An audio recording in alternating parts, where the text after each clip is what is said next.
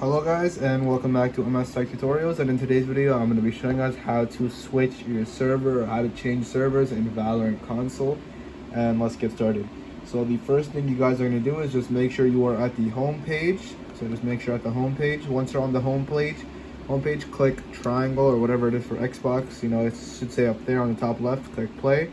Now from here you're going to scroll down to server, and it's going to be set to automatic, which honestly it should be set to, because if anything else you might have a lot of ping. But if you do want to change your server, this is how you can do it. You know, set it to US East. I think you can do more than one. Yeah, if you wanted to, you can do all of these. So whichever game, you know, I think yeah, and then I think just randomly one is chosen. But this is basically how you can change your server to servers.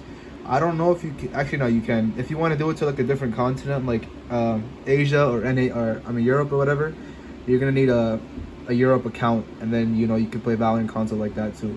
And yeah, that is basically it for the video. Thank you guys for watching. Make sure to give the video a thumbs up, subscribe to the channel, and have a great day.